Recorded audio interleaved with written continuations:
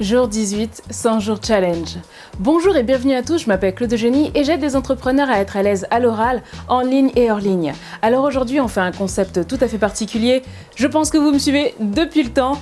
C'est parti pour le 100 jours challenge. Aujourd'hui on va parler de personal branding. Qu'est-ce que le personal branding? Tout le monde en parle et moi j'ai ma propre définition, je vais vous la donner tout de suite. Alors, il y a 5 éléments importants et indispensables pour le personal branding. Le premier élément, c'est votre expertise. Est-ce que vous êtes l'expert de quelque chose? Qu'est-ce que vous avez à apporter?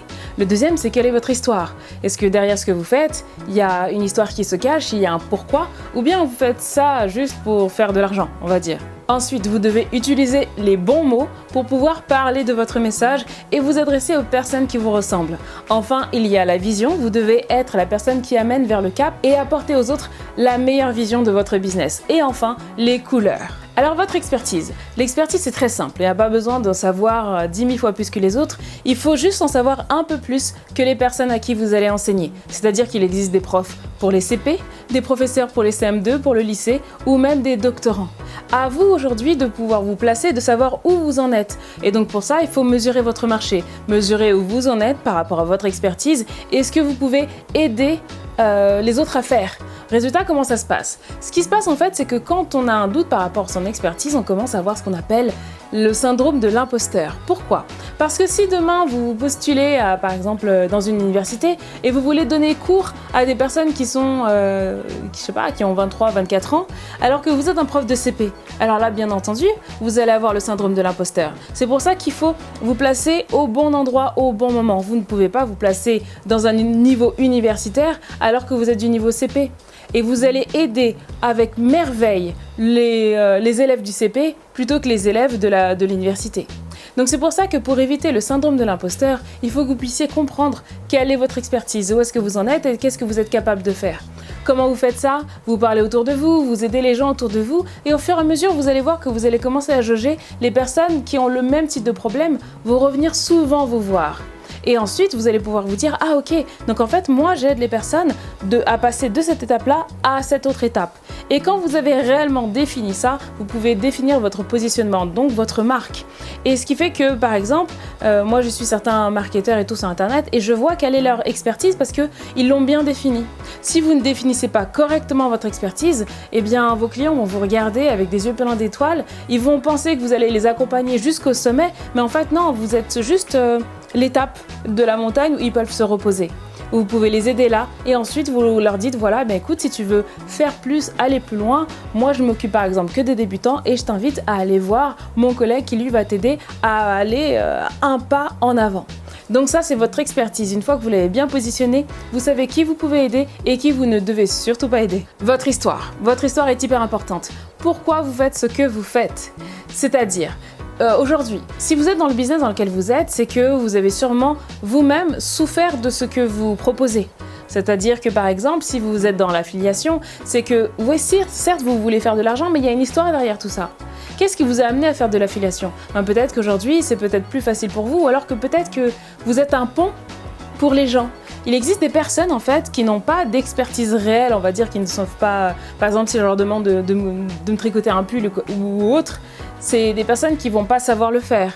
Mais leur force à eux, c'est par exemple parfois dans le réseau, et il y a des gens qui sont très très forts pour parler des autres dans le réseau. Et une fois qu'ils ont défini leur domaine d'expertise et qu'ils savent que leur expertise c'est ça, c'est d'être le pont entre A et B, et bien là ils sont super forts. Et là ils se mettent dans du marketing relationnel, ils font de l'affiliation et là c'est votre domaine d'expertise. Donc quand vous connaissez votre domaine d'expertise, vous devez appuyer ce domaine-là. Ensuite dans votre histoire, vous devez absolument, et c'est le livre Your Story Brand, j'en ai déjà parlé les autres vidéos, mais l'idée c'est que vous devez absolument comprendre quel était votre problème interne et le problème aussi de vos clients et comment vous avez fait en sorte de surmonter vos problèmes. Eh bien, sachez que vous allez rencontrer des personnes qui vont vous parler et avec qui vous allez avoir le même langage. C'est là où on arrive sur l'autre aspect, les bons mots. Les bons mots sont importants. Quand vous parlez de votre entreprise, vous devez parler avec le meilleur langage possible. Les personnes qui vont venir vers vous vont s'identifier à vous ou alors vont regarder vers vous et vont se dire « Tiens, cette personne me plaît, j'ai envie de devenir comme elle ». Donc vous devez absolument comprendre votre manière de parler parce que vous allez attirer les personnes qui vous ressemblent. C'est-à-dire, moi par exemple, je suis une femme, ma couleur de peau, j'ai l'air marron, je suis noire, etc. Donc je vais sûrement attirer plus de femmes noires. Mais ça, il faut que j'en ai conscience, même si mon langage s'adresse à tout le monde. Maintenant, moi, dans mon branding, je m'adresse aux hommes comme aux femmes.